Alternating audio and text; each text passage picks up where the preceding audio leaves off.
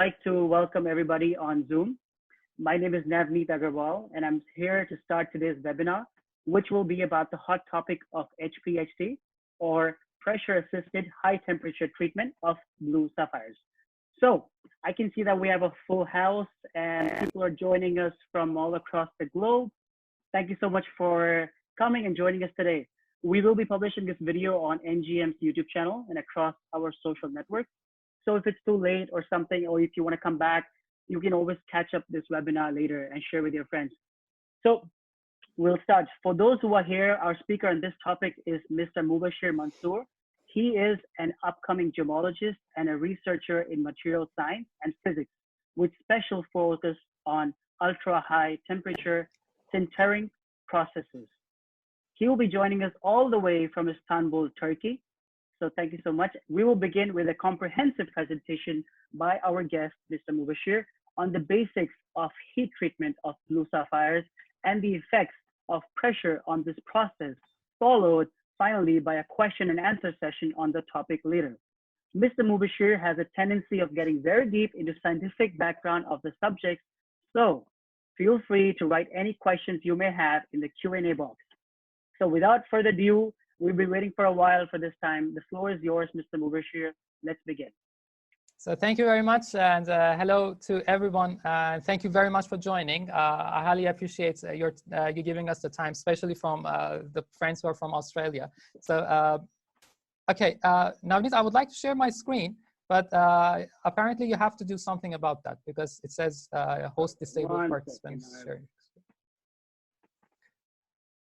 So the first part of the talk will be a few basics of heat treatment of blue sapphires. I know that many of the industry prominent figures who are here may find that a bit too boring, but what I will do is maybe look at even that part from a little bit of a different perspective and go a little bit deeper into the heat treatment processes. And then it will be followed by the effects of pressure. What happens if you apply pressure in this method? So I strongly believe in the words of the Professor Bridgman, and he was actually one of the first people who made diamond synthesis possible. So he says this beautiful word. It says, the first business of a man of science is to proclaim the truth as he finds it and let the world adjust itself as best it can to the new knowledge. We shouldn't have secrets in this industry. The ethical backbone of this industry is staying as ethical as we can. And therefore, that requires flow of information across borders and across disciplines. So let's begin. And let me just get my pointer working and we will start.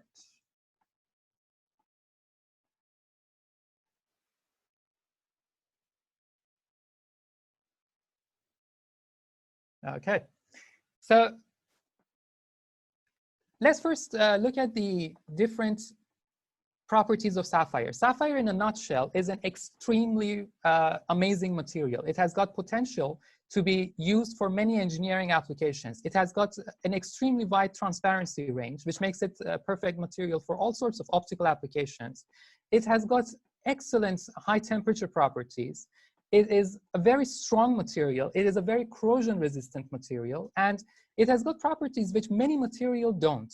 And therefore, many of the academics who study sapphires are not necessarily trying to look at its gemological effects or the gemological properties, but they just appreciate it from a materials perspective. And the reason that I'm showing you this slide here is to note that many of the properties that are shown as a function of temperature. So you see the thermal conductivity changes with temperature. The dielectric constant changes with temperature. And even if you look at the tensile strength of the material, it says that we have measured this at particular temperature of 25 degrees. So why is this important? We will come to it in a bit in the following slides. But something else that I would like to show, okay, so sapphire, we all know it's an oxide of aluminum, and it has this hexagonal structure. But please remember this basal plane, the 001 plane. That has some important points to be made about that in the course of this presentation. So, for many of our friends who have traveled to Sri Lanka, they may remember that it is very common for people to call some of the Geuda qualities as milky sapphires. And there is very good reason. I think it's a very well very well defined term for that particular gemstone quality, for that particular quality of sapphire. Because the main reason why it looks like a milk is because it has the exact same physics going on, which makes milk look like milk. And you see, milk is mostly water. Water is transparent. Milk is not. The reason for that is the following physics which follows. You see, when light enters a particular material, it will either get transmitted, it may get reflected, it would get refracted, it may get diffracted, or it may be absorbed. But then there is another category, which is the most important of them all for us, and that's scattering. Why is this? So if you have small, tiny particles in here, which are a result, which if light hits them, it would get a change in its direction. And that change in direction will cause a change in its intensity. It will be possible to define many of the properties using the scattering models. And there are two main scattering models that are responsible for the case of sapphires. One of them is the Rayleigh scattering, and the other is the Mie scattering. So the difference between these two mathematical models is the size of those second phases that we just mentioned. So in the case of milk, there are these tiny protein molecules or fats and so on and so forth, which are the cause of those rays of light getting, all bouncy inside that glass of milk. And that causes a change in the intensity of light. And therefore, it gives that milky appearance to it. Something that is important to note here is that in the case of Rayleigh scattering, which is responsible for particles which are really, really small. So if, for example, you have a matrix, and inside that matrix, you have got secondary particles which are in the nanometer size range, so they're really small, then you would have this equation working for you. And in this equation, you have got lambda, and you have got d. So, and also you have got r. So what this means is the distance between the two solid particles, the size of those solid particles, and also the wavelength, and also the angle, of course, at which the light is coming, and the wavelength at which the light is coming, affects the way this scattering takes place. And again, I would like to go back to our days in Sri Lanka. And I used to remember that in Sri Lanka, people were crazy about diesel quality geudas. And the reason for, actually, those look very much like this one. So when you looked at those stones and you had a bit of light coming in, they would show a slight different appearance. They had a slightly different look to it. They had this orangish color, going all around it. Even if you rotated the stone, you still had that orangish glow inside that stone. So the fact that you had this orangish glow means that Rayleigh scattering is happening. And it means that those secondary particles inside the stone, it means that there are these secondary solid phase particles inside, which are so small that they promote Rayleigh scattering to occur. And that means that, okay, so for the moment, let's just remember that those are too small. And we will talk about it in further detail later. If those particles become a little bit bigger, so if the size of those secondary particles become larger than the micron range, then it's the Mie scattering which starts to take into, which would actually make it possible to explain the process of scattering. And in here, the wavelength factor is not that prominent. So what that causes is that the sapphires, instead of that, that diesel type glow in those geudas, you would, move to a whole different appearance, and you would lose that orangish kind of a diesel look to it. And that's because you have got Mie scattering happening. And that means that the particles in there, the solid particles in there, are larger. So just keep this in mind, and we will come back to this point later on. So of course, there is a beautiful piece of work by Dr. Aaron Polk of GIA, who has done a very nice elemental analysis of these secondary phases, of these secondary solid state phases in sapphires.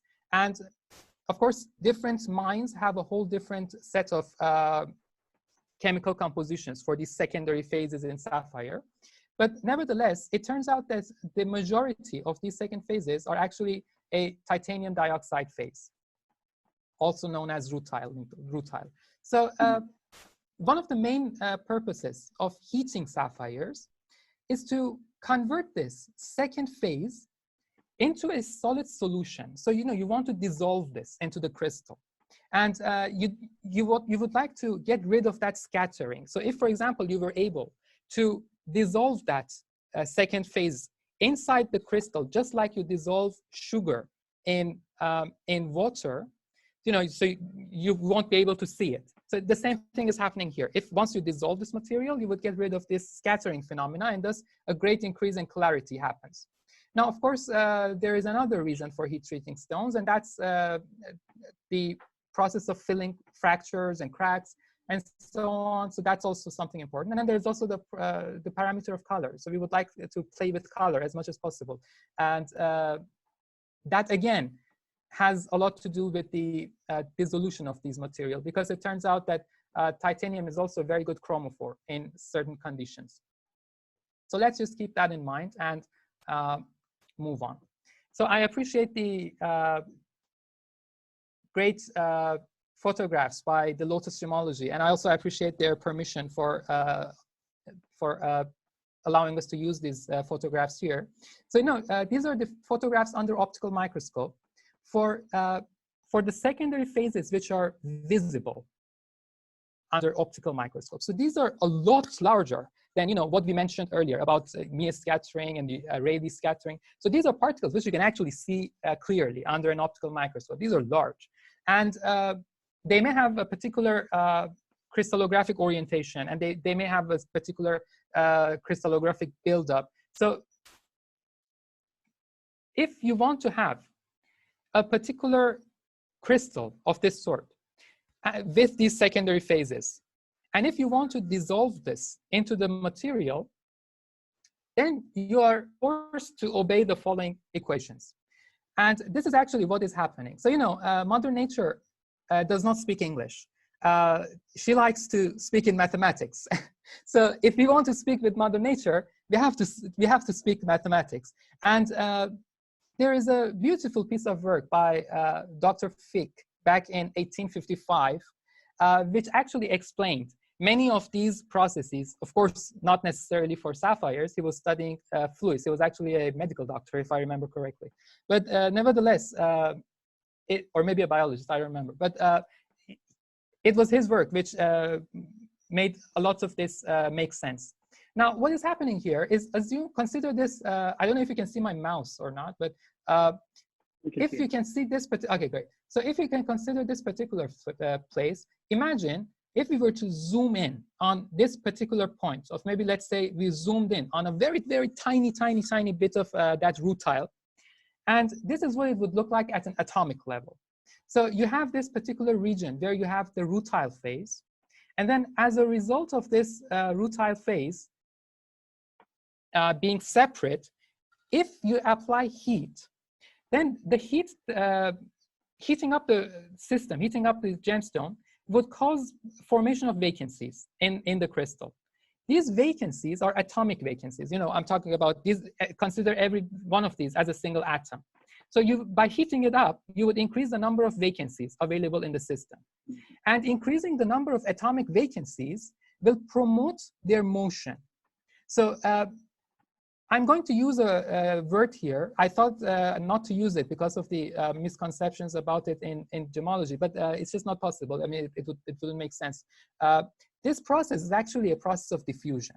I'm not talking about diffusion, which is very commonly known in gemology. So, in gemology, in the world of gems, when we talk about diffusion, we mean we had a chromophore, a dopant from outside, which we are, sending it inside the gemstone. That is not how we define diffusion in materials or in chemistry or in physics. Diffusion is any process where you have a transfer of atoms from a region of higher concentration to a region of lower concentration, with some exceptions, of course, but those exceptions are not relevant for us. So let's just consider that here we have a region of high concentration, and by the process of diffusion within the crystal, you would get the motion, and you would get this, totally dispersed out.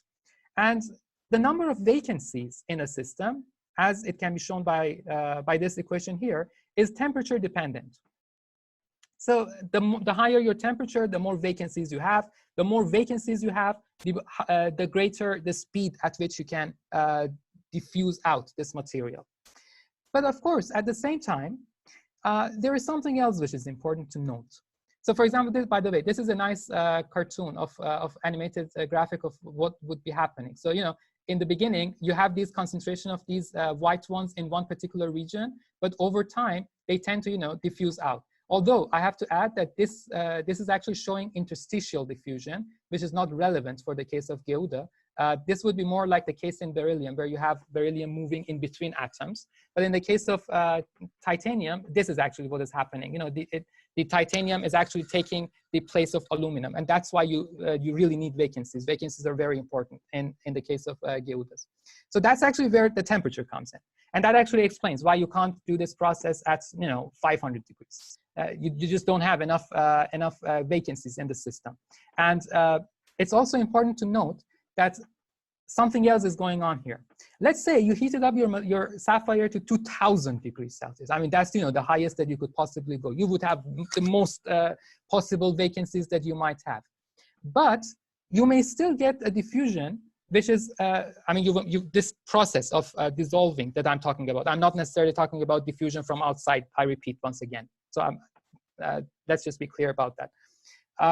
Let's say we have this process, and we have it at a very high temperature. So let's say we got the most number of vacancies that we could. Even then, if this second phase is not soluble in sapphire, you won't get the diffusion of it. So this won't move in. It's a very wrong misunderstanding for many people in the world of gemology that high temperature is higher the temperature, the better the process. No, that's just not true. You can have a furnace running at 2000 degrees Celsius, and you may have another furnace running at 1200 Celsius. But if you control the other parameters correctly, the one with the 1200 Celsius can give you much better results. Because there is this part here, the CS here, and this is actually the fixed second law. This D here is the coefficient of diffusion. It gives you the speed at which this is happening. So if you solve this is one of the solutions of that differential equation. And what is important, the point I'm trying to make is, sure, at high temperatures, you may have a very high D, but at high temperatures, you may have a very, very low CS if you're not controlling the solubilities. There is also something else to note. You see, the first layer, just look at this first layer very carefully. There are only a particular number of atoms which can jump into the interface. And that particular number is directly related to solubility of this material inside sapphire. And that may have a factor which is a lot more important than the temperature itself. So that's where atmosphere comes in. We have this saying that in the world of heat treatment, that you have temperature, you have atmosphere, and you have time. The three common factors that would determine the efficiency of a heat treatment. Well, it is true, but it is partially true. Why is it partially true? Because you see, in many of the gemological articles, even in some academia, in some of the academic articles written by some people, we have these two terms in the world of gems: oxidizing atmospheres, reducing atmospheres, heating and oxidizing atmosphere, heating and reducing it. That's like saying that's exactly like blindfolding a person, giving them an arrow, and telling them you have to shoot left in order to hit an apple, or you have to shoot right in order to hit an apple. The probability of them actually hitting that apple would be very, very low. because you have to give them the exact coordinates. So as long as they don't have the exact coordinates of the apple, it would be very, very difficult to shoot that arrow correctly. So, you know, when we say the atmosphere, it is not that simple. There are millions of possibilities in there. And those millions of possibilities is actually one of the main secrets of the heat treatment, of the good heat treaters. Because, you know, by controlling the atmosphere, they have learned by experience that they can control the CS value here. And this is actually a lot more powerful than temperature at many instances. So that would actually determine the efficiency of the treatment. And it could actually also prove why some people are really good with heating and some people are really not that good, although they may be using the same equipment and they may be going to the same temperatures. This doesn't mean that the only factors are temperature and atmosphere. There's, of course, the factor of time, which, of course, I mean, the longer time you have, the more of this process could occur, so on and so forth. But there is also something else. You see, you have this energy term here. You have this D term here. So the speed itself. I do see many articles that have this particular assumption that these are material properties. That is not entirely correct. You see, this term here, this is actually a probability term. This equation is not coming from empirical quantum mechanics. This is actually coming from a mathematical model of describing what we see. So this term here can change as well. So, you know, you can have conditions which are unrelated to atmosphere or temperature, which would be possible, which would make it possible for the necessary energy to create a vacancy in the system to change. And therefore, you know, you would be able to get the same conditions at much lower temperatures, and even regardless of the solubility issue. So you see, what I'm trying to say is there are infinite factors when you are trying to heat treat a sapphire. It's not just those 3 or maybe 4 with the addition of pressure. Even the kind of heating elements that you're using can change these values for very good reasons. You know, so I won't get into the great deal of detail in there, but it's just enough to say that even the kind of acids that you use prior to your treatment can affect the process of heat treatment afterwards. So there's, you know, a whole wide sea out there, and that really explains why Thailand is the world capital of sapphire treatment, because you know, they have had generations which were blindfolded and they were shooting the arrow. So, you know, by trial and error, they have found, you know, where that arrow should be shot so to get that apple right on. So it takes a great deal of experience, and some of these may not be so easy to find from a theoretical perspective, because there are just so many variables. One of those is the following. So you see, this is the Einstein model of the diffusion, where you have multi-component systems. So, you know, you see, you have this titanium moving to the right, but at the same time, you have aluminiums moving to the left. So it's not a one-way journey. It's a two-way journey. And that makes this system, the understanding of the system from a scientific perspective, even more difficult. As if that isn't hard enough, we have another problem.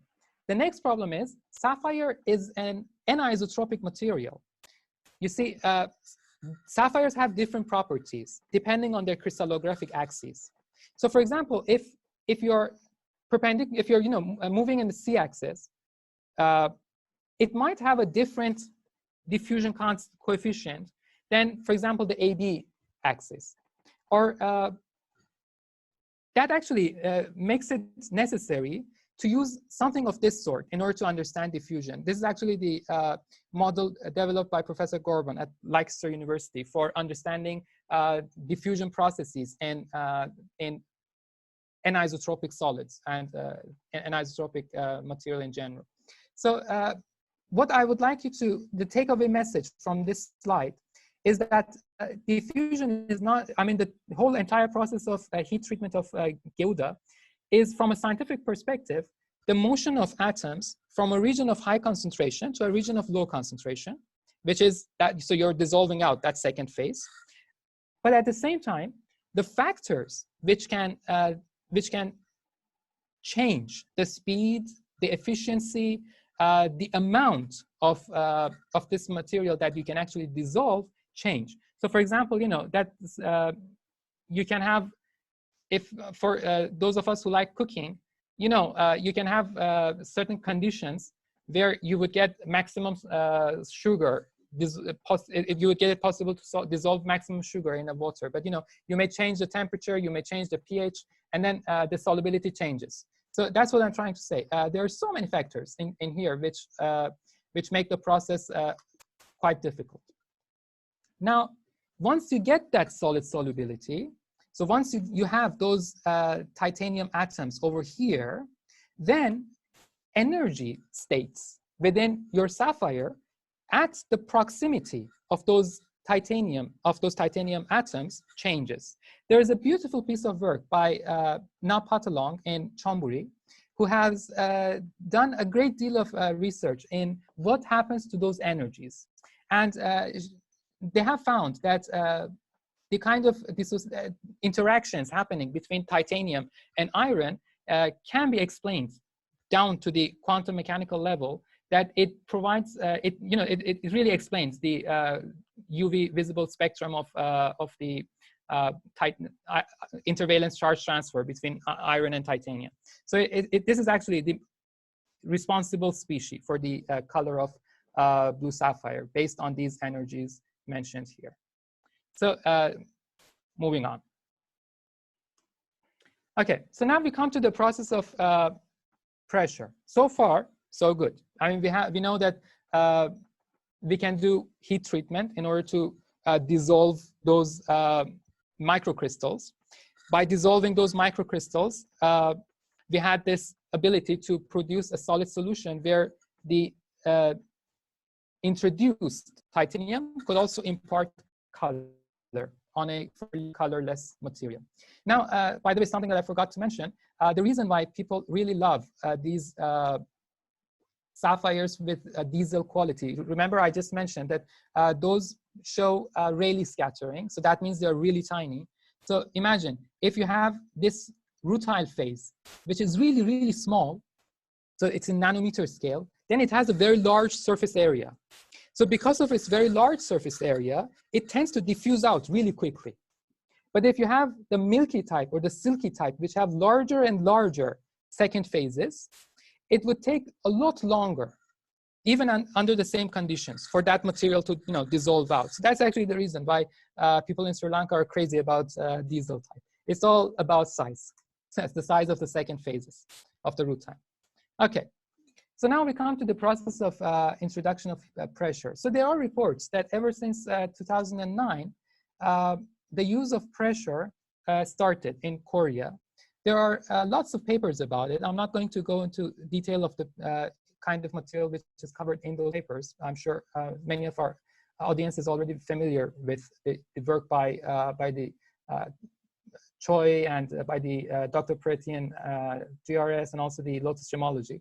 So it is reported that this material is heated at temperatures between 1200 and 1800 under 1 kilobar of pressure, which is about 100 megapascal. It is said that it provides very mixed results. It is said that the process is capable of producing dark colors. Now, it has been shown that the material produces clarity enhancement only to some degree. Sometimes it's good, sometimes it's not. And also, it is really fast. So it is said that this process is much faster. So, the kind of heat treatment which takes about 6 hours in conventional heating, in this process may take about 30 minutes, and it would yield the same results. So it is said that the reason why people choose this method is the speed at which it's happening. Nice. So I would like to appreciate the permission by the Gemological Institute of Thailand, the Gem and Jewel Institute of Thailand, GIT, for the use of these images, which they had got from their journey to Korea, to the place where they had done the process. And it seems like that you have a batch of graphite, you have a press. So, you know, you place a single piece of stone in a particular mold, you fill it up with graphite, you place it in a press, you practically press and heat at the same time, and you get all sorts of different results. It is also said that very narrow fissures, very narrow ones, show complete healing. And this is also very interesting. It may not be so in some of the conventional heat treatments, but also it is said that this doesn't really happen all the time either. So it happens sometimes, it doesn't happen some other times. Okay, so far so good. Let's go on. But you see, in order to understand what's happening there, we have to understand why Titanic sank. It may seem very unrelated, but they're really related. There is something known in the world of material science as the ductile brittle transition temperature. What does that mean? We have this notion in our mindset that metals are ductile, ceramics are brittle. That is really challenged by the case of Titanic. I mean, it is a very well-known phenomena in the world of material science that those properties of being ductile or being brittle depend on certain other things which are beyond the scope of this presentation. But for the sake of just understanding what I'm trying to say is the reason why I bring about this example of Titanic. And if you're interested, I highly recommend to read this beautiful piece of article by Catherine. And all of these data that I'm providing are referenced below in these articles. So any interested reader can also further study the topics by studying these articles. Now, Titanic sank because you see the hull of this ship. There are, lots of different theories as to why Titanic sank. Some say it was the captain. Some say, it shouldn't have traveled in the North Atlantic, and so on and so forth. But the main reason why it sank was a metallurgical one. The kind of steel which was used in Titanic, because of the limitations of the steel industry of the time, the steel was brittle. So, it might not sound very familiar to our everyday mindset, but metals can get brittle too. And there is a particular temperature, not for all of them, but for some of them, there is a particular temperature at which they move from a ductile material to a brittle material. And that particular temperature for the kind of steel which was used in the hull of Titanic was positive 32 degrees. So, in the North Atlantic Sea, which was at -2 Celsius, the hull or the steel that was used in the hull of the ship was brittle. So the moment that it got, hit by that iceberg, it just fractured. It couldn't withstand that kind of impact. Today's steel industry has made it possible to make this ductile brittle transition temperature go very, very, very down to even lower than -50 degrees, as far as I remember. So, if a ship was the size of Titanic or even bigger, hits a similar iceberg today, because of the advancements in the steel industry and because we were able to move that ductile brittle transition to more negative temperatures, something like the Titanic disaster will not happen. So, okay, having understood that we have something known as the ductile brittle transition temperature, let's look at sapphires. There's a beautiful report by Mao, which was published in 2011, and they have reported that the ductile brittle transition temperature of sapphire is 1100 Celsius. What does that mean? That means if you have sapphire in room temperature, it is brittle. If you have sapphire in 1500 Celsius, if you have sapphire in 1700 Celsius, it's not brittle. It shows ductility. And that is a very important factor to understand in order to realize what the effect of pressure on the heat treatment of sapphire is. Now, this following graph down here is showing the stress-strain diagram. It's a very typical stress-strain diagram. Stress means you can consider it as a pressure, and strain is a change in dimension, let's say. So, up to a certain pressure. So, for example, if you apply a particular pressure up until this point, which is called the yield point, the yield strength, up until that point, up until that megapascals or kilobars, you have the elastic deformation of the material. So if, for example, you apply pressure the material will change shape, okay? But if you unload that pressure, it returns back to where it was. So it won't show a permanent change in its dimensions. But if the applied pressure is, for example, let's say here, now in this region, after this yield point, this region is what is known as the plastic deformation. So the word plastic here, it has nothing to do with plastics that we use in our everyday life. Here, the word plastic simply means permanent. So when we have plastic deformation, it means that we have done a permanent deformation of the material. So of course, we will elaborate if there are questions on this issue after the end of the presentation. So having understood that, let's see this beautiful piece of work by Lagerlof, which was published in 1983 in the Case Institute of Technology in Ohio. And they had studied sapphires at high temperatures and at pressures. So what they did was they tried to draw this stress-strain diagram of sapphire at 1400 degrees. So of course, they were applying some pressures on it, some stresses. These were tensile stresses, but we'll get back to it, why it's not important if it's compressive or tensile in a bit.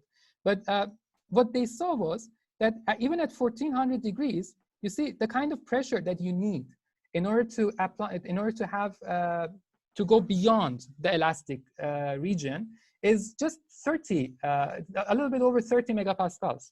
So this translates to something like 0.3 kilobars. So remember, this treatment is done in 1 kilobar. So you know, when you are doing this treatment, you're somewhere up here. Okay, so you're not here.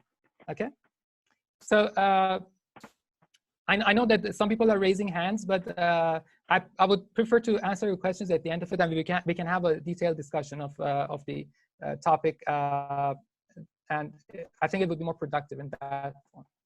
Okay, so what happens if you're applying some pressure on and if you have a plastic deformation, if you have a permanent deformation in the crystal? The first thing that happens is you get a very high increase in dislocation density. So again, the work by Lagerlof has provided this information in great detail. If you are interested, I highly recommend that you read this article in detail. And this is actually another image by Lagerlof. Of course, please note that the fact that this was written in 1983 does not mean people were doing HPHT treatment of sapphire from 83. Again, academia likes sapphires for its technological applications. And of course, it is a material which is used in lasers and all sorts of high pressure, high temperature applications. It's also used in all sorts of ballistic applications. So sapphires are really important. There are so many big laboratories working on these kinds of material. So what do I mean by a very high increase in the dislocation density? This dislocation term is also a very misunderstood terminology in the world of gemology. I've also seen some people describing inclusions as dislocations, which is incorrect. Dislocations are atomic level misalignments, let's say. And you know, for example, you have an array of atoms of aluminum, let's say, of aluminum, oxygen, and so on. And then, for example, some of them have a variation, have a stacking fault, or have a variation in their orientation, so that the crystal at an atomic level has a particular change in how it used to, how it should have been. Those are called, those can be referred to as dislocations for the sake of simplicity. Let's just know them as atomic order imperfections, let's say. Okay, so once this happens, the result is that you would get a very high change in the diffusion coefficient of the material. So that means that, for example, if you had a piece of sapphire with that silk in it, and you have applied the pressure, now because of the applied pressure, as it can be seen from this diagram, so you are applying, so maybe like 70 megapascals or so on and so forth, and you would get a much higher dislocation density. So those imperfections at an atomic level increase, and those increases in the dislocations results in a much higher rate of diffusion coefficient.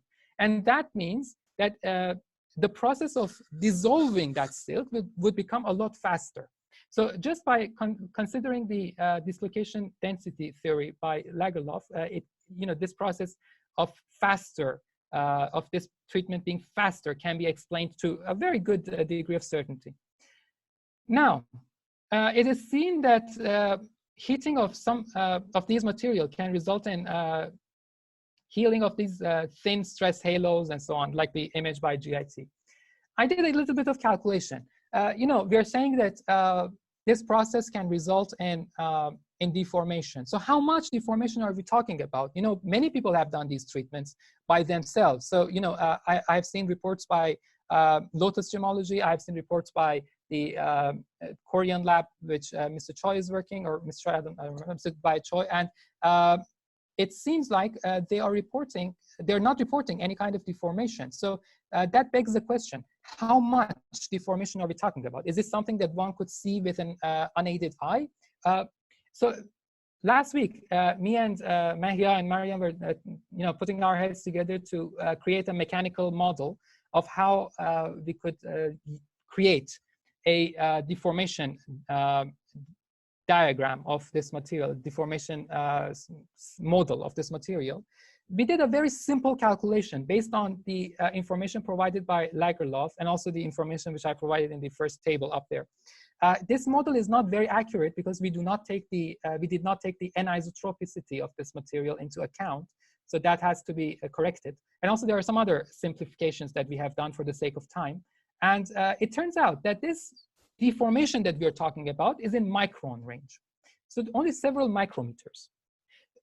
If it's not something that you would be able to see with your eye, but it is enough to, you know, cause some change in the dimensions of the material.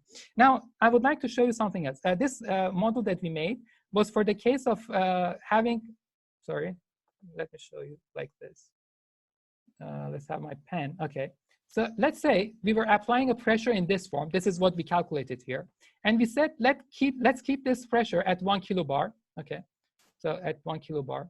And if we have this pressure at 1 kilobar here, and we were to you know, press a hexagonal sapphire, and what would happen to its shape? You see, it gets compressed on this particular y axis, but in the XZ plane, which is shown here, there will be tensile forces on it. So, you know, it would get expanded on these directions. So that actually makes a lot of sense. You know, just imagine a piece of putty, you know, or a piece of, you know, something squishy, let's say. You know, if you press it in this one, it would expand on the other way. That's just common sense. Yeah. So what happens is, if you have a crack in this direction, okay, so this is the same direction as the XZ direction, what would happen is this pressure would be sufficient to push the two walls of this crack towards each other, okay? And given that the kind of displacements that we're talking about, the kinds of deformations that we're talking about are in micron level, it would be able to completely seal off the cracks which are very thin. So that's actually the reason for those observations from my point of view. And there are very good reasons to believe so, which we will talk about in a bit. But for the sake of argument, let's just consider another one.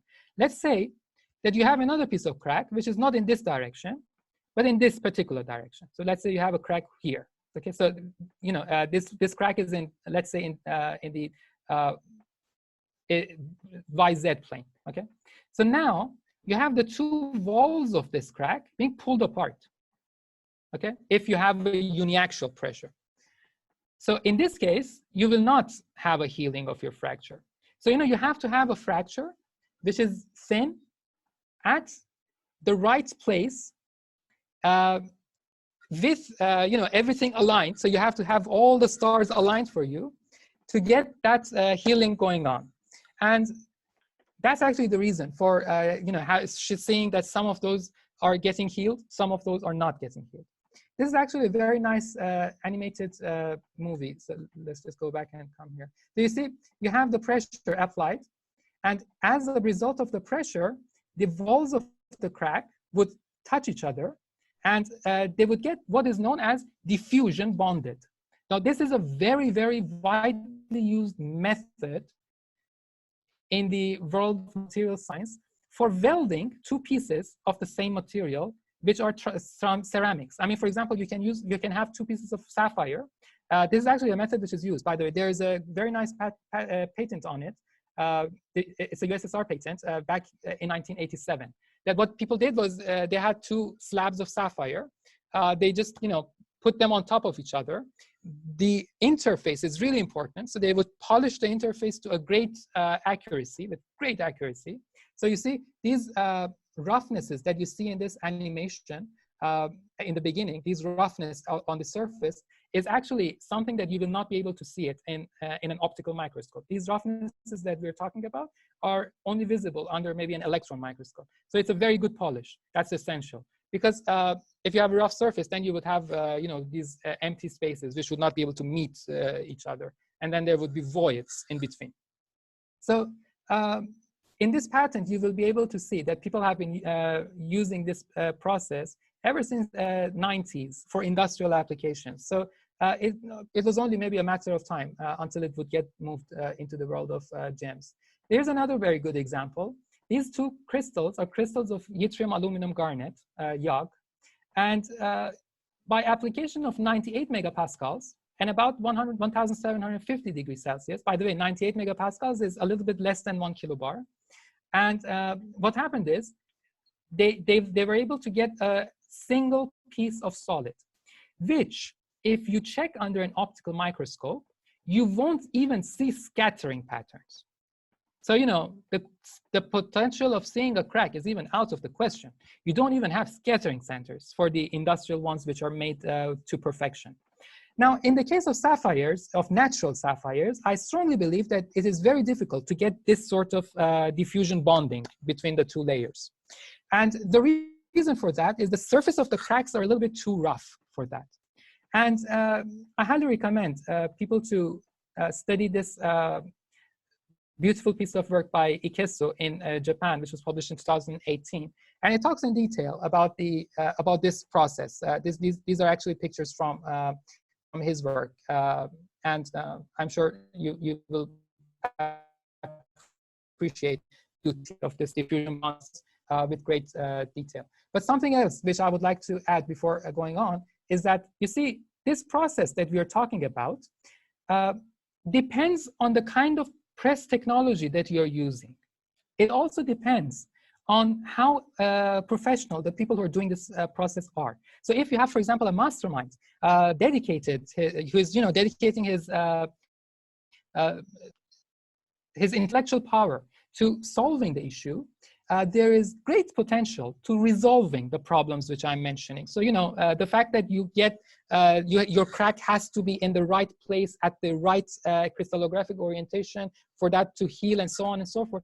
Those are only limitations based on the kind of pictures which we see here. I mean, if someone is really interested to solve it, and if, I don't know, maybe they already have, I have no idea. I'm not in the Thailand to see so many sapphires like you. But if those technologies which are being used change, then there is a great potential for this material's capacity of improvement to change as well. Okay, so moving on. Now you might say, okay, show me some real life example. Here's one. I don't know if some of our industry prominents may be familiar with Dr. Frank Bruni. He's an absolutely amazing American crystal grower who has a beautiful lab in United States. And here's an example from some of his work. He has an article written about it. Is sapphire malleable? And he has shown a piece of crystal. This is actually a piece of synthetic sapphire. And this synthetic sapphire has been subjected, in one of his experiments, it was subjected to some pressure, unintentional pressure, because of details which I will not get into. As a result of that, when he finished his experiment and he opened it up, what he realized was that sapphire crystal was bent. You see, instead of being straight like it was before, it was bent. So you see, that's what we're talking about. Sapphires have the ability to show permanent deformation as a result of pressure at any temperature above 1,100 Celsius. So it's only the degree at which it shows that deformation is different. Okay, moving on.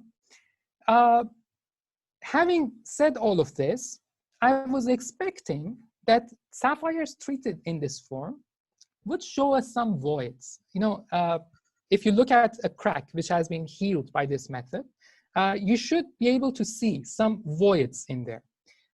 Then I came upon the pictures by the amazing Richard Hughes, and they have this beautiful term for it, the ghost fissures, which are showing presence of synthetic corundum inside the crack.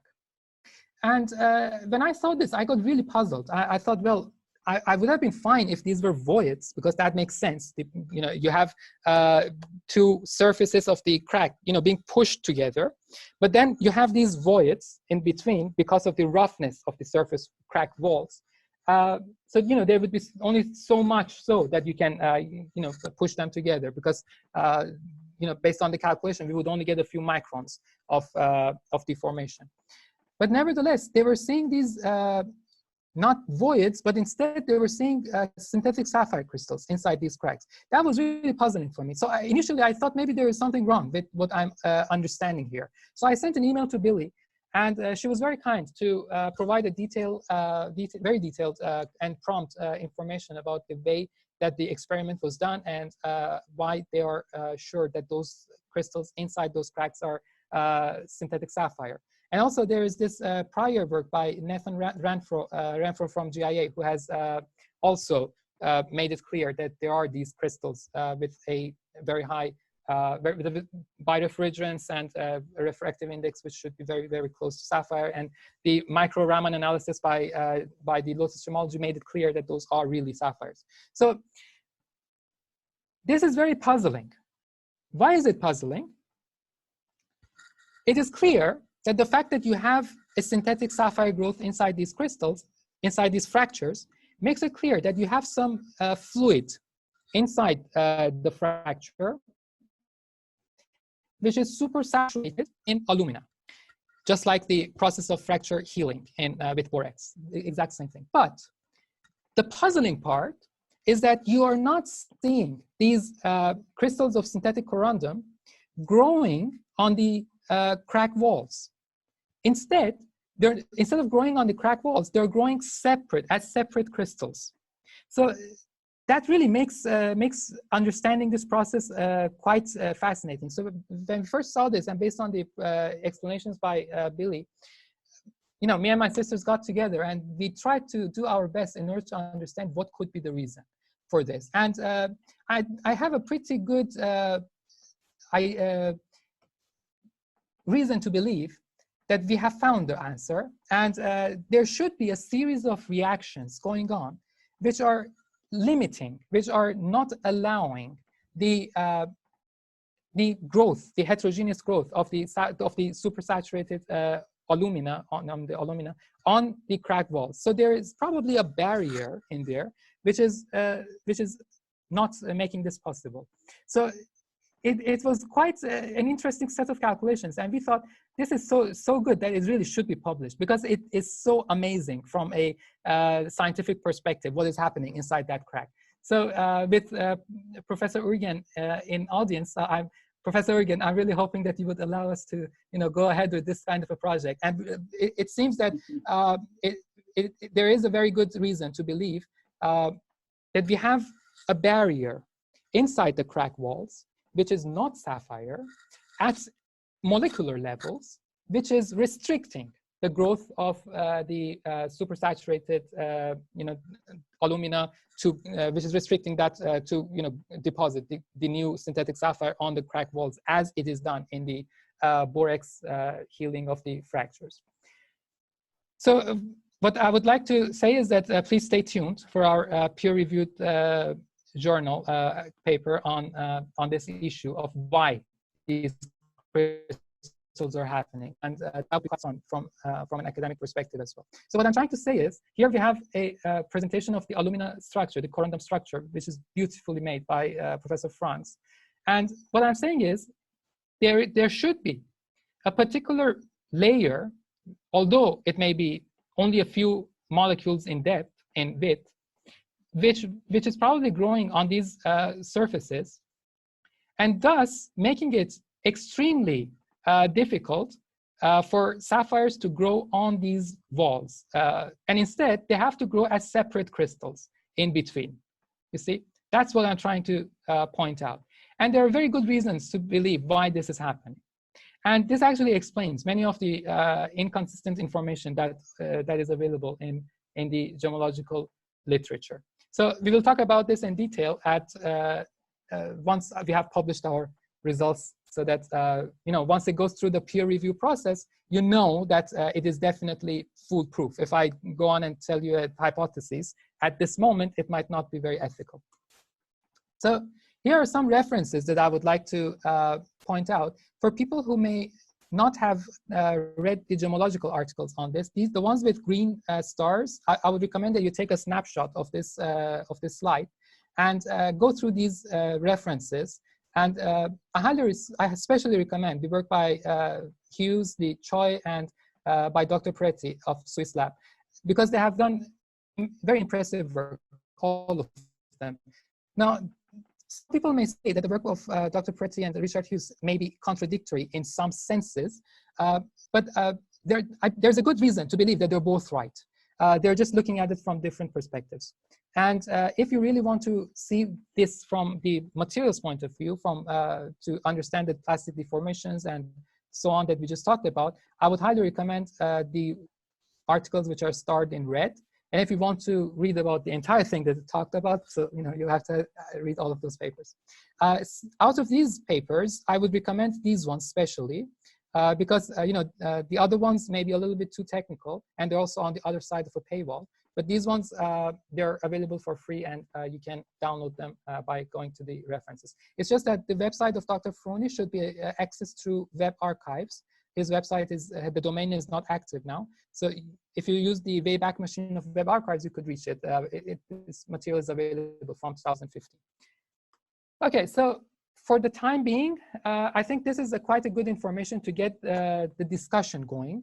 That we have a process which is capable of doing permanent deformation of the sapphire lattice in particular crystallographic orientations, not maybe in the entire direction.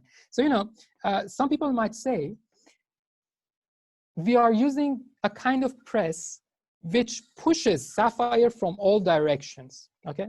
And therefore, we would have, because ceramics in general, including sapphire, are resistant to compression, but they're not resistant to tension.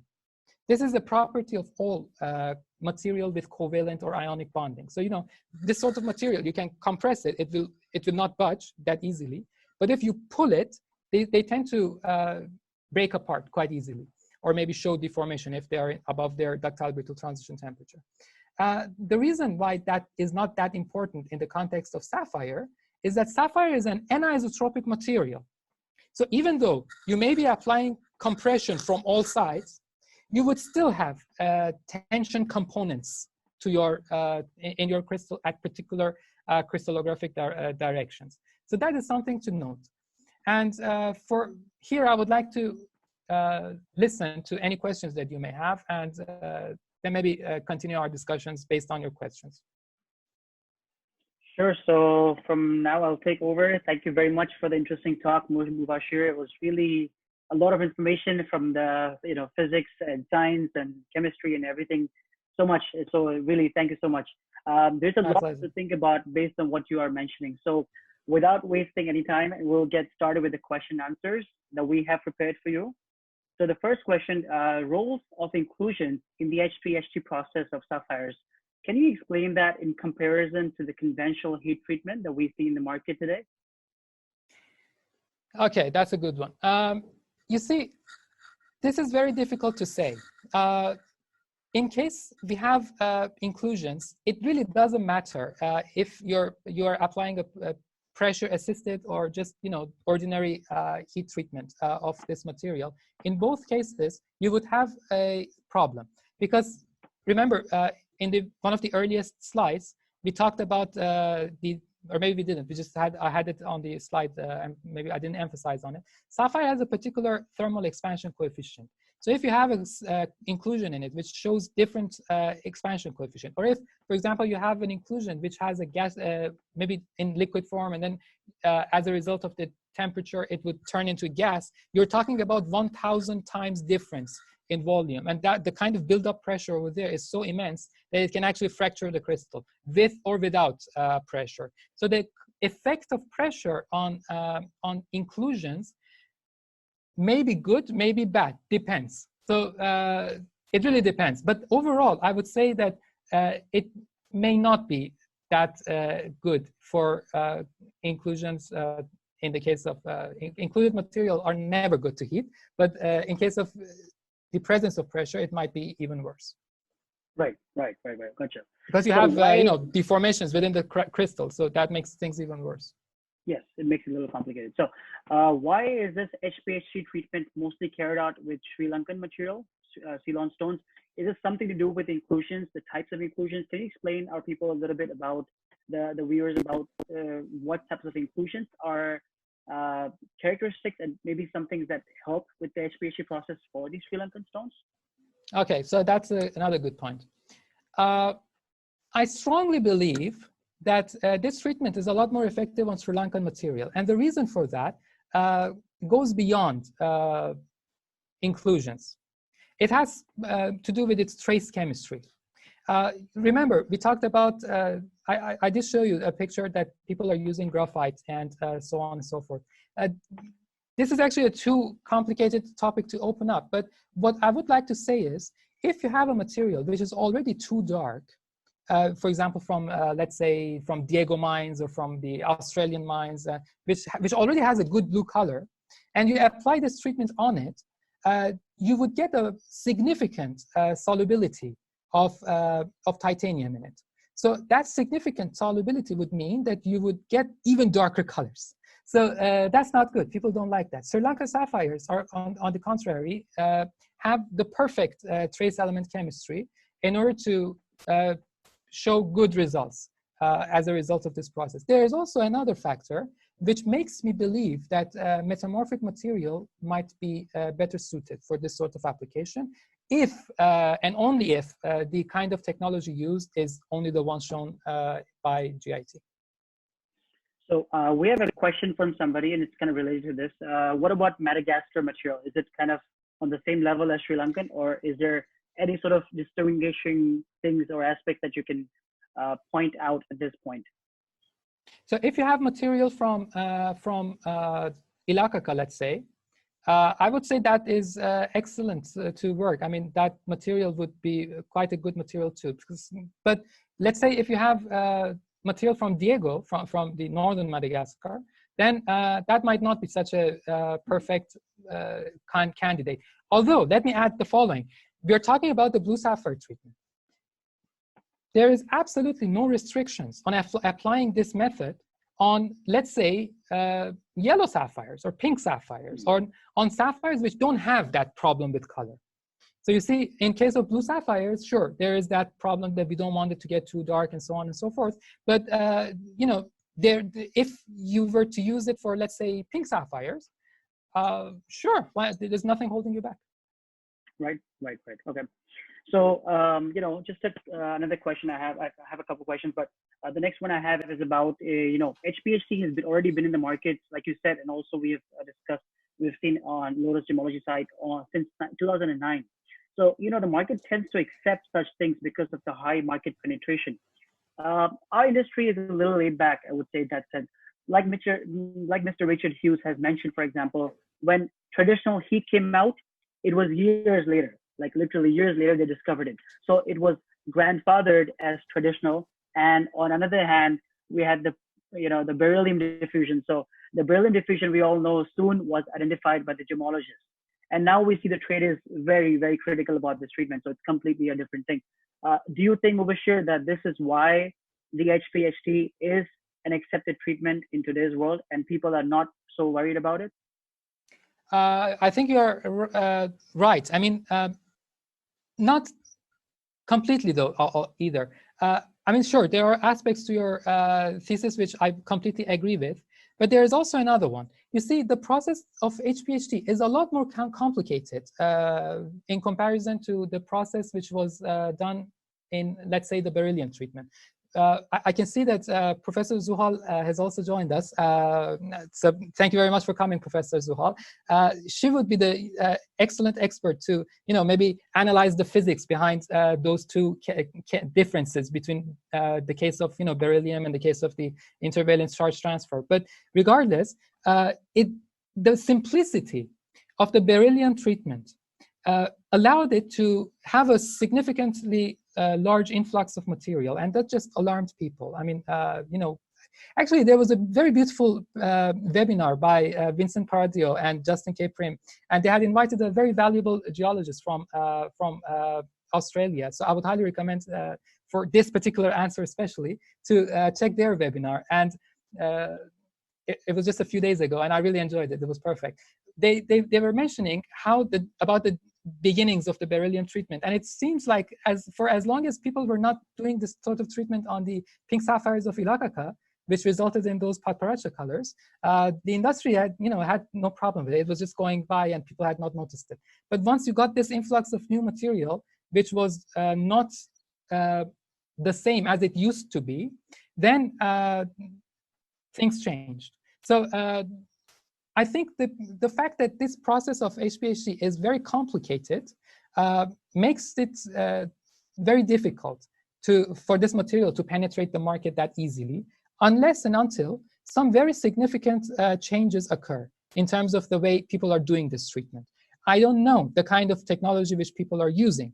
And I have just told you about the basic physics behind what would happen if you apply pressure on sapphires during high temperature treatment. So the kind of effects which it has are very radical. If you are able to get a deformation, a permanent deformation, it's only about time that this treatment can go to the next level and become a serious problem in the industry, and maybe cause some serious concerns in the consumer world, and maybe even make the consumers a little bit worried about the sapphires in general, about blue sapphires in general. So we don't want another lead glass filling fiasco.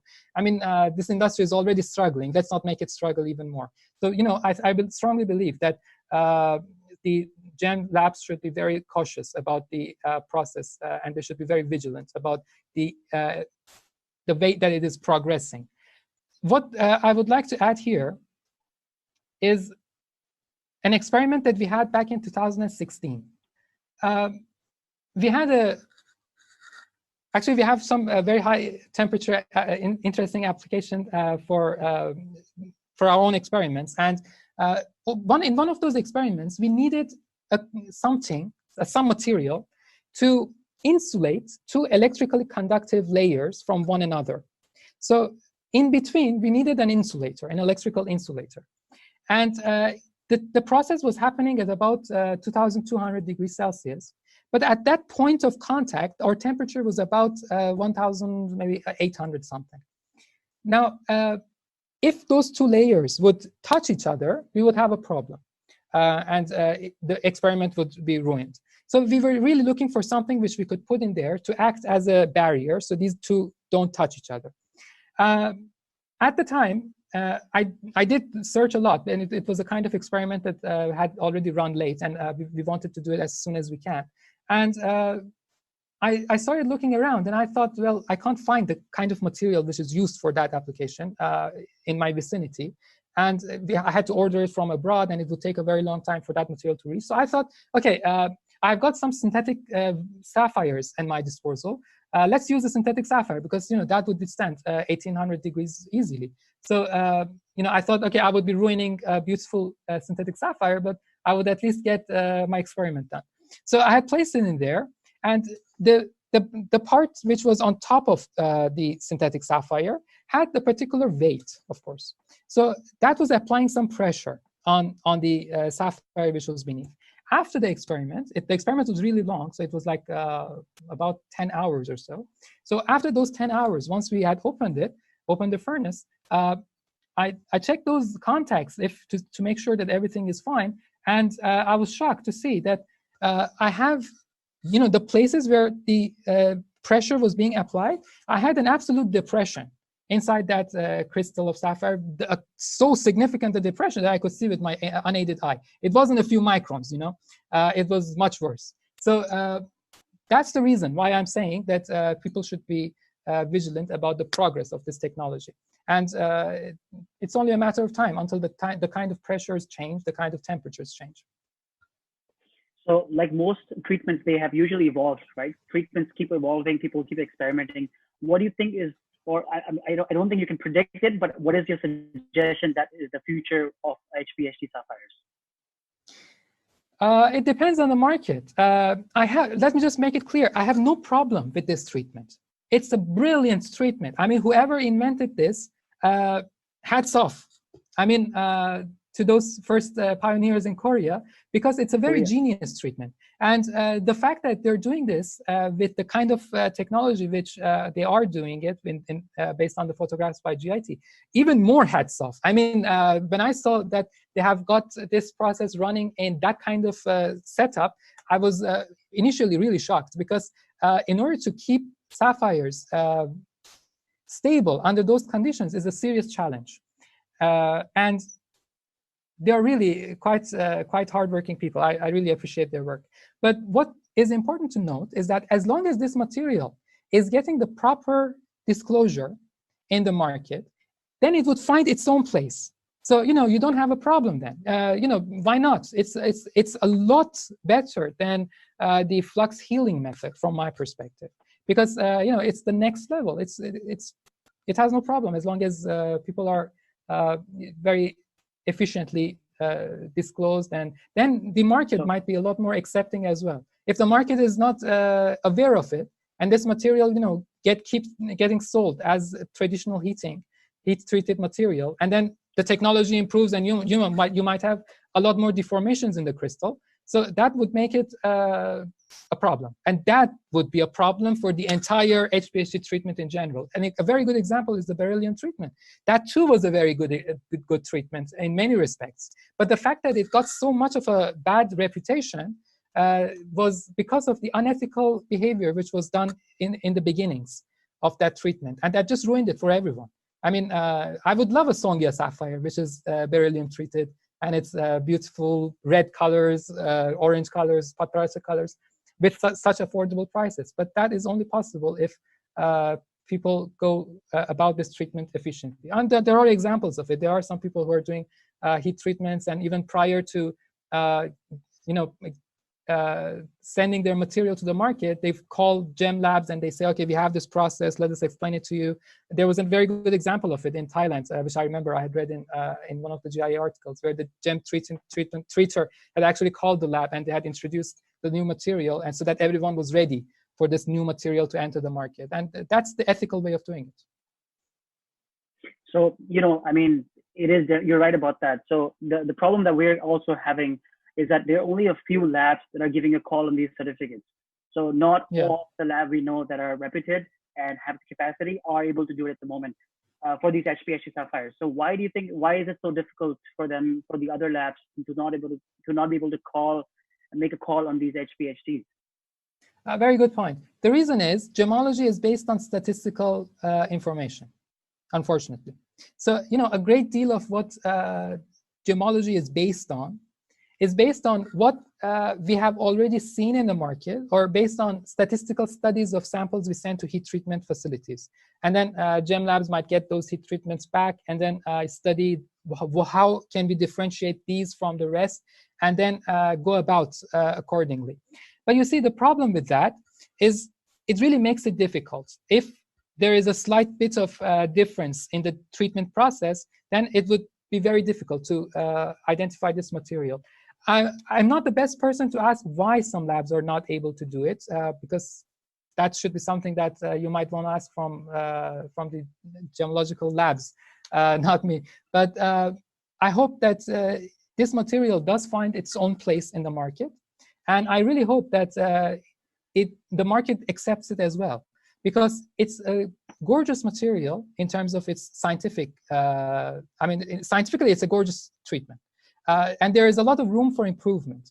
But if the market kills it, once you get a rush of these next level HPHTs, which will happen eventually, it's only a matter of time. And then there would be a problem from what I can see, based on the pure physics of it. You're right about that. I mean, availability of HPH sapphires is what will help these labs. But in fact, even in this morning, somebody sent me a message saying that I'm hearing about your webinar and I would like a sample. I would like to buy a few HPH sapphires. But I was just laughing at that. I was like, I don't have any. Sorry, we only do heated. So anyways, moving on to the next question here. Why is HPHT the right or the wrong term? So should we call them HTP like some of the labs do, or HPHT, or just call these the basic heat from your point of view? Because there isn't a real general consensus in this regard. Yeah, very good question. You see, how to say this? Okay, I have been reading the gemological articles by different labs, and I strongly agree with the wording which was initially proposed by the Swiss lab, that this material is HPHT. The premise that people are basing their idea that this is not high pressure is because of the use of the term HPHT in the diamond industry. So they say HPHT is used for the processes which are like much higher in pressure, which are like 5 gigapascals, a lot higher than the 100 megapascals of this treatment. And therefore, we should not call it HPHT because the kinds of pressures which are involved are different. Well, my refutation to that would be, well, yes, but that treatment is done on diamond, not on sapphires. For sapphire, if you are capable of getting a plastic deformation, a permanent deformation, even at this pressure, that really begs the question of where do you put the limit of high pressure? I mean, if that is your bar, then you would have, you would never be able to call this material HPHT ever, because this material does not need, sapphire does not need 5 gigapascals of pressure in order to heal cracks. So that's something that I believe should be considered. Sure, we may not call them HPHT for marketing reasons. That's a whole different point. I mean, sure, I understand that people may not like the baggage of the HPHT diamonds, moving on to the sapphires. But that's something for the industry experts to decide. From what I can say is that this material has every right to be called a high pressure and high temperature treatment, because for sapphires, the pressures involved are pretty high.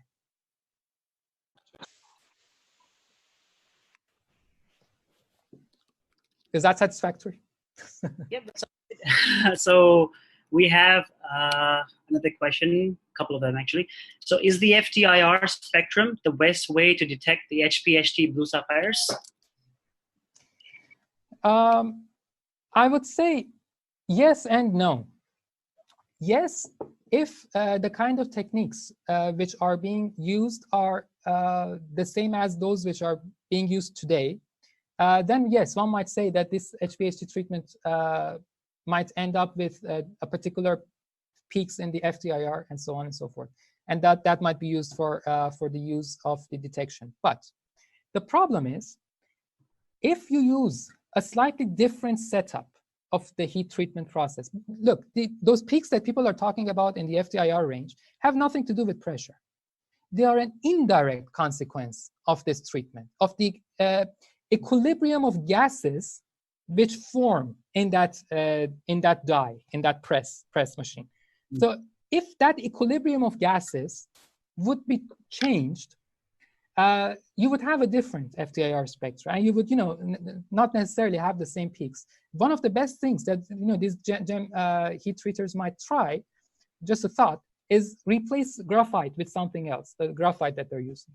But that would mess up the entire basis that we are, saying FTIR might be used. But let's also not forget that the entire world of gemology has this beautiful portion to it, and that's the fact that we don't rely on any single test. And that really makes it important to understand that no single test in gemology is a conclusive test.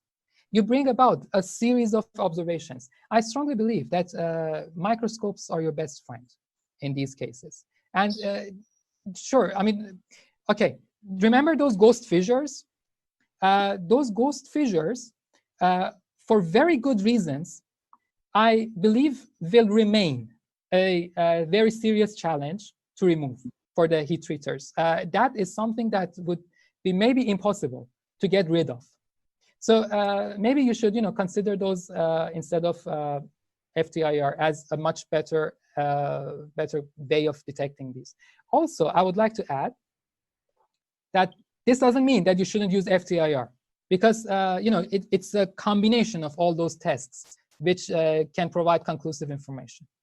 Mm-hmm. And also, that really makes it important to send our gems to gemological labs, because we, as a gemologist in a single office who's maybe trying to help another company or to buy something or so forth and so on, we don't have access to all of those equipment, and labs do. So that's really important that labs remain as the sole policeman of the industry. I agree. So, when I was a GIA back in the days, 5 years ago, 6 years ago, one of my teachers, her name is Leah.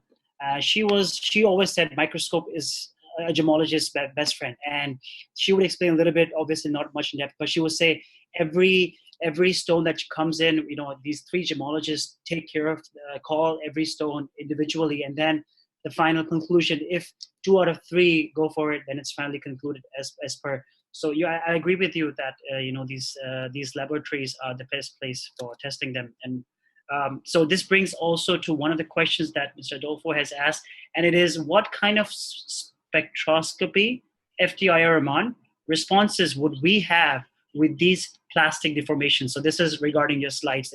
Very good question. Very good question. If we could find specific peaks on the spectra which are not related to OH bonds, as the kind of peak. Okay, for example, the article written by Choi, the Korean Gemological Institute, they have referred that the peaks that people are talking about are probably related to OH bonds. Now, that is something that I wouldn't base my premise on. That is just a bit too difficult in order to use.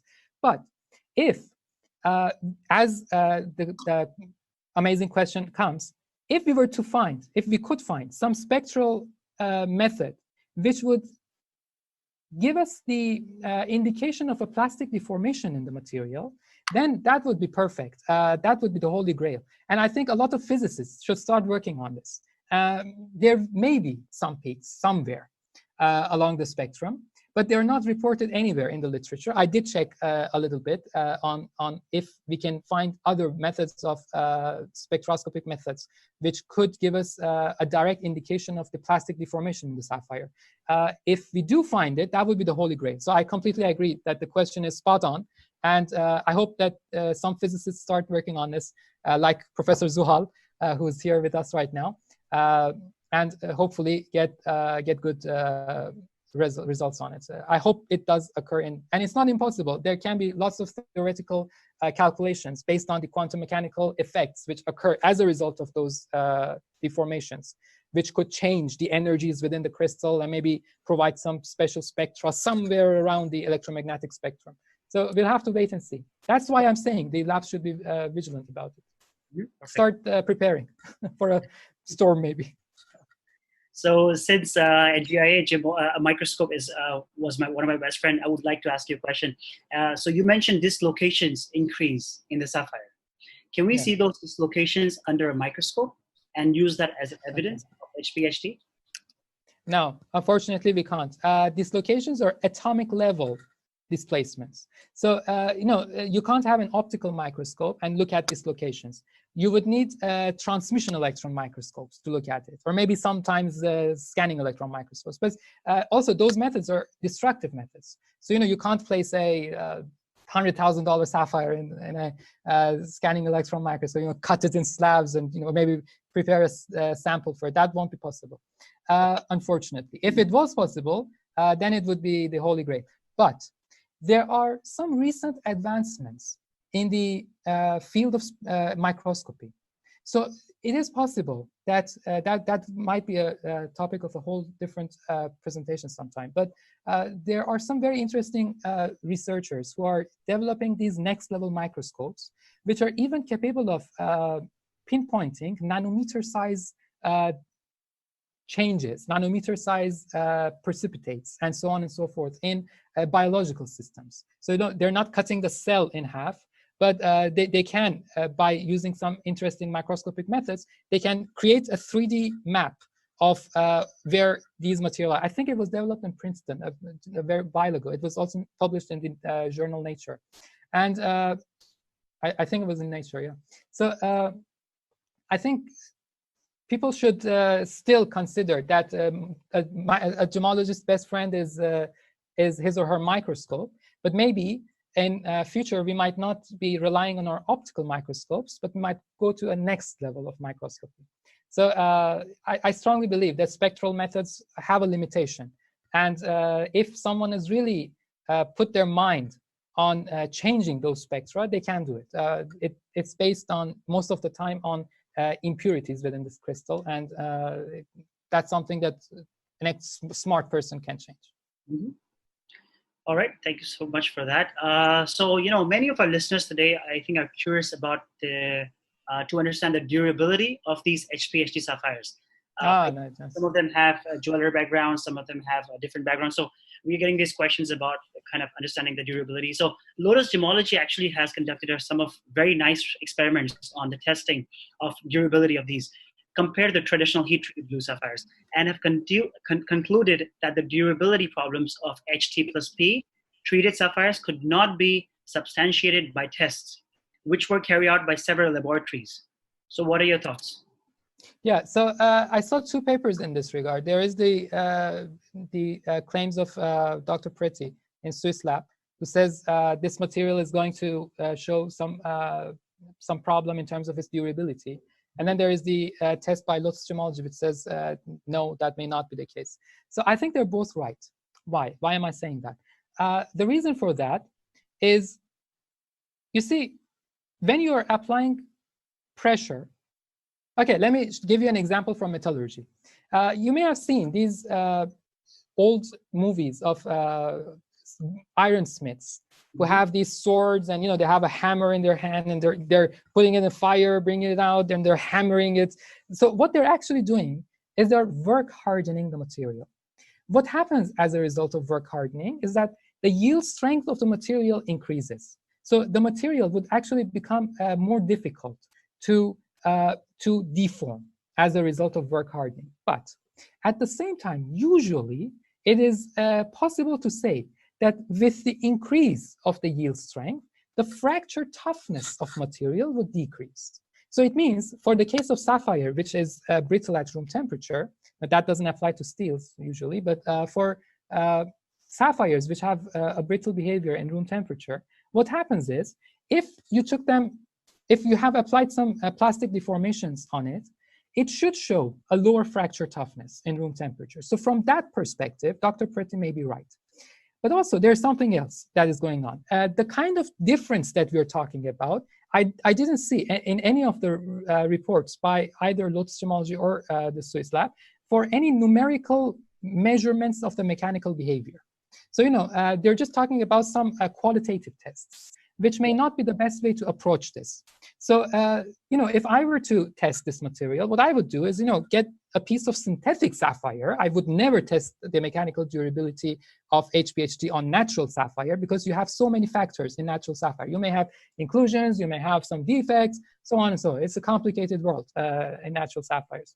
But for synthetic sapphires, which are really, really, really well crystallized and very high quality, then you could do this treatment and then compare the results of the fracture toughness of this material after the treatment and before the treatment. There are very good standards of, very good engineering standards of how fracture toughness should be tested. And I didn't see that in the literature given in this regard. But something else that should be considered is the following. The difference that we may be talking about is maybe so little that it shouldn't be something that the gemological community should be concerned about. So sapphire is already so strong. I mean, if you have a little bit of plastic deformation, that may not cause a big deal. So you may get a little bit lower fracture toughness. Fracture toughness, by the way, is the engineering word for saying how much energy you have to put in order to crack the material. So from that perspective, it might not be that much of a concern. But and actually, that may explain why Lotus gemology tests have shown that this material is durable. I mean, sure, it would still be very durable. But this wouldn't explain why Dr. Pretty's observations were so critical. Remember, I said that there is a possibility that something is forming on the walls of those cracks. Based on the calculations that me and my sisters have done, that material is probably polymorphic.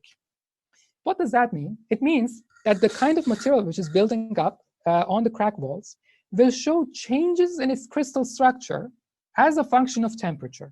So for example, once you heat this material to, once you're doing this treatment at, let's say, 1700 degrees, it would have a different crystal structure. But once you cool it, it will have a different crystal structure. That material is not a glass, by the way. So you won't have a, you would have a particular crystal which is going through polymorphic transitions as you cool it down. And that means the material will be subject to some sort of stress on the cracks. And that would be excellent hypothesis in explaining Dr. Pretty's work.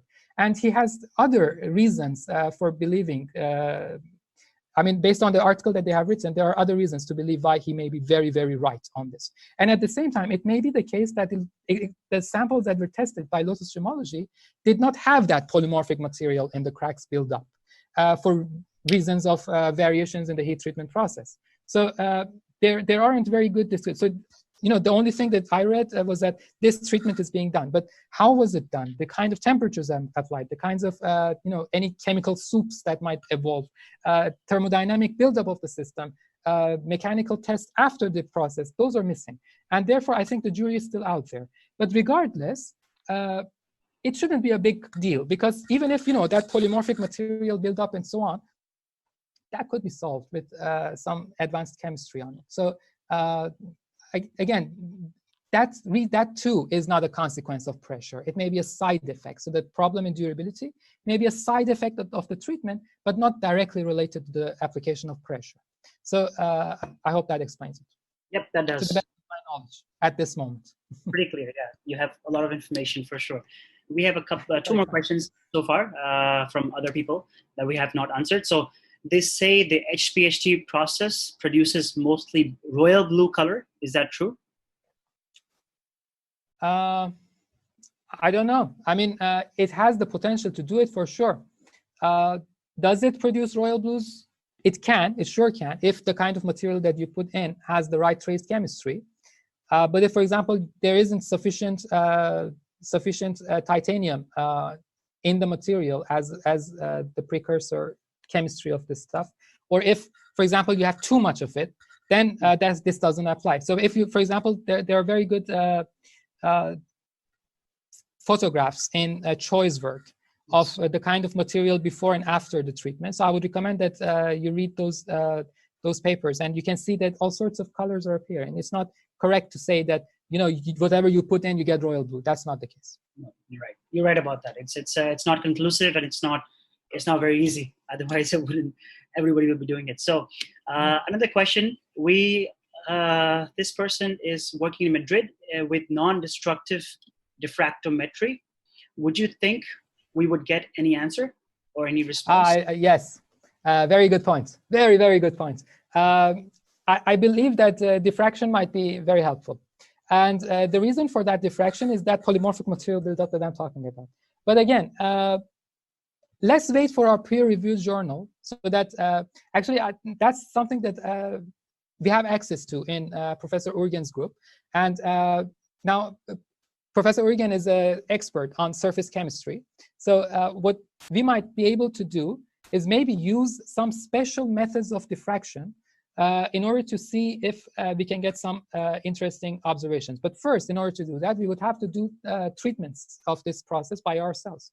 And that would take a little bit of a time in order to bring together the kind of machinery needed to do this, and then apply what can be done in order to differentiate it from the conventional heating. But I strongly believe that diffraction might provide some interesting answers. All right. So But any other? diffractions at the surface only. So it seems like we have a lot to say. Any other questions are welcome. We still are open to questions, and we have. Before we close, we just ask any question. Anybody have any questions? Please send a message in the question and answer, and Mr. Mubashir will be happy to answer. So we have somebody saying something. Okay, it's probably some nice notes for us to take. I think some questions coming up maybe.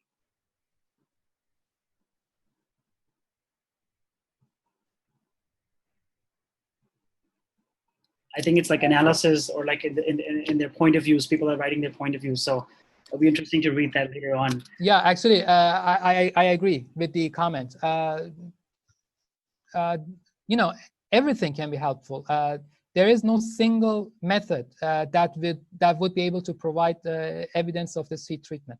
That is the case for any heat treatment, actually. So, you know, one should use as many methods as possible, and then make conclusive information, find some conclusive results of their own based on a set of those informations and the set of data. But nevertheless, the jury is still out there. I mean, we don't really have a good way of identifying this material. But again, I repeat, those ghost fissures, which are reported by the Lotus Gemology and also previously by GIA, are something that I strongly believe will stay an integral part of this treatment, and it would be very difficult to resolve. And for that reason, I think the best method of for getting this process detected may be your microscope. So those ghost fissures are really very, very difficult to get rid of, and I've got good technical reasons to believe so, which we will probably discuss in the upcoming journal paper. So Mr. Vincent writes to you, thanks for tonight. It was very interesting to listen to you. So that's for you, Mr. Mubashir. So Mr. Fardil, let me just add something. Ever since I was a child, I used to read your blogs about your travels to Africa, to Australia, to all of these mines. And I'm a huge fan. You were one of those childhood figures for me, who was the Indiana Jones of the gem and gemology world. So it's a great pleasure that you have given us the honor to be here. I truly appreciate it. And with the information that I have provided, I hope it has been able to shed some light on the physics of what happens when you apply pressure. But you see, again, I would like to emphasize to everyone that at this point, if the entire method by which this treatment is happening are those which are provided by the images which are provided by GIT, that is the kind of lab which is where these treatments are happening by those kinds of pressing machines and those kinds of techniques, then this treatment will not go far at all. So people won't need to worry about it. This doesn't mean that the market is filled with all these deformed crystals which would go undetected. No, that kind of technology cannot do this. So what I'm trying to say is, in order to maybe we should maybe, as the gemological world, stay one step ahead of the treatment industry, and do our best in order to spot the material once they appear. And the best example of that may be GIA. GIA has its own CVD diamond growth lab. I think that is a very smart move. It gives you the upper edge because you will have the option of doing experiments that maybe the gem and jewelry industry are not even aware of. So you would have that upper edge of staying one step ahead, so that once the material shows up, you would be, say, okay, we have seen that already, several years ago in our research. So that's a great, and that might be something that many other labs should do. The GIA is a very good example of this. So I really appreciate their work. There's no, there is absolutely no question that they're the authority in gem and jewelry, in gemology. I truly agree with that. So it seems like that's probably going to be it from our end. Do you have anything else to add before we can conclude it? say bye-bye to everybody else. Mr. Mubashir, anything at all? So thank you very much once again to everyone who has joined. I hope it has been interesting. We could have gone a lot deeper into the physics of it, but I really did try to keep it as simple as possible. For future webinars, if people are more interested in going deeper into the scientific backgrounds of these topics, I'll be more than happy to do it. But again, you know, nature speaks in mathematics. To speak, you have to speak in her language. So it would get a little bit more into equations. And I think that would make it even more beautiful. But of course, as the audience might like, I'm at your service. My email is mansoor17@itu.edu.tr, as I have shown in the last slide. More than welcome to ask any questions you may have at any time. I also do share my some interesting observations that I have in our own lab. We do our own experiments on different things. And one of the hobbies that I have is sapphire, because it is such an amazing material in terms of its material properties. And you're more than welcome to follow me on Instagram and check out those photos as I upload them. So also feel free to contact me anytime. I'm an easy person to contact. So that's, I guess, it from our side on this webinar. We hope that all the viewers have really enjoyed this video. For all those of your friends or family or people you know in the industry that have missed out on this webinar due to the time or anything, any sort of issue, we'll be publishing this on our NGM YouTube channel, which will be on our main channel. So you can always go back and read, send some notes to Mr. Mubashir, send some any greetings, anything that you would like, any questions, anything, make a comment, you know, like us. So feel free. We hope that we'll do this more often. I hope, but really, thank you so much, Mr. Mubashir. I really take this opportunity to thank you a lot, and for your time, for your energy. And I wish that your energy could be put into a video, but this 2 hours has just been short. So I also really appreciate it. I once again thank you for inviting me. And I also truly appreciate the presence of my dear professors, Professor Zuhal Er and Professor Mustafa Uriyan, for being here. Thank you very much. It's an honor to have presented this for you. And also the amazing experts of the field who have given me the opportunity to present the little bit of knowledge that I may have. So thank you once again. Thank you so much. Till then, see you. Thank you. Thank you. Bye. Bye-bye.